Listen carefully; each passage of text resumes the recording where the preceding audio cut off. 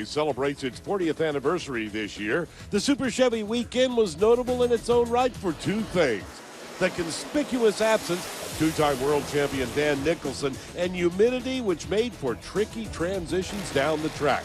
While most of the Nitro Coupe field struggled, rather unsuccessfully, to maintain a straight line in qualifying, it was Randy Adler who triumphantly made the most of consistency with a 6.46 pass that earned him the pole position. That is, until Bruce Boland pulled off a remarkable 6:34 to make him the #1 qualifier. Who says Canadians can't take a little heat? But with the temperature going up, we strongly suggest you hang on for what's coming up next from Columbus.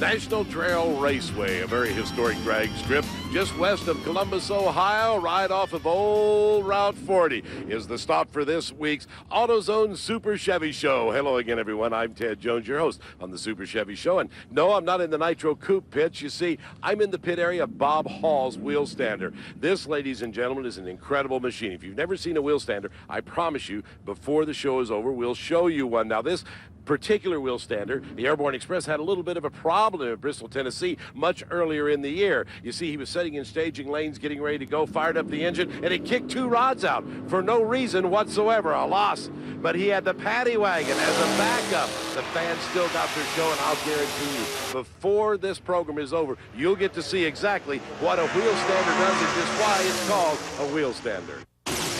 But first, let's get right to the Nitro Coupe quarterfinals featuring Bruce Boland out of Stony Creek, Ontario, Canada, 1953 vet, and this guy, Joe Urini from Tucker, Georgia. Beautiful 1937 Chevrolet. Now, in the Super Chevy Show, the Nitro Coupes run 526 cubic inches of big block Chevy engines on 30% nitromethane and methanol alcohol. First off the line was Bruce Boland. Looks like Urini falling way off the pace. Boland wire to wire, 638 with a 9, 222 miles per hour, but he oiled down the track. That could be trouble in the semifinals. Big Daddy Don Garlitz is on top end. 638, 2 to go. Yeah, that was actually felt like a pretty good pass. It shook a little bit going into second gear, but we got 2 pistons yesterday on that 34 run, so we put a lot of fuel in it for this one. The air got 200 feet better, so I don't think, I didn't feel lean over, so I think we're pretty good for the next round. Next up, the number 4 and 5 qualifiers, including Gary Irving, the Canadian, with his gorgeous 1937 Chevrolet Coupe. His opponent, Mike Swinarski from Hamburg, New York, the world's lowest 1957 Chevrolet Bel Air. Talk about chopping the top. Take a look at the chop on this one. Both cars pre-staging, now staged. First off the line, Swinarski with a 1:05 reaction time to Irving's 1:39, but then Irving powers past him, 6:29, beats out a 6:62, ran a top-end speed, 2:25.03. Well, you went 6:29, Gary, and you got by round 1. Looks like you're on the way. Yeah, well, we had a problem, as you know, yesterday. We had 2 connecting rods break. Well, we'll move on now to the 1996 Firebird, but it's got a Chevy engine, folks, at the Super Chevy Show of Jeff Merritt from Maryville, Indiana, near Chicago, against the other 57 Chevrolet out of Tinley Park, Illinois, also a suburb of Chicago. This, ladies and gentlemen, is Randy Adler, who qualified in the number 2 position. First off the line is Adler, 119 to a 190. He'll have it wire to wire, almost into the wall goes Merritt. Adler, 646, 217 miles per hour. Boy, Merritt almost lost it. Take a look right there. Yes, sideways. Nice driving job. Popped the chute and got her stopped. Got a little better tune-up in it, maybe? Or are you just going to stay steady? Yeah, we tried a different camshaft yesterday, ended up nipping a piston, so we did a late night engine swap, and we needed a basic tune-up for today, so that's our first run. We should pick it up on the next one.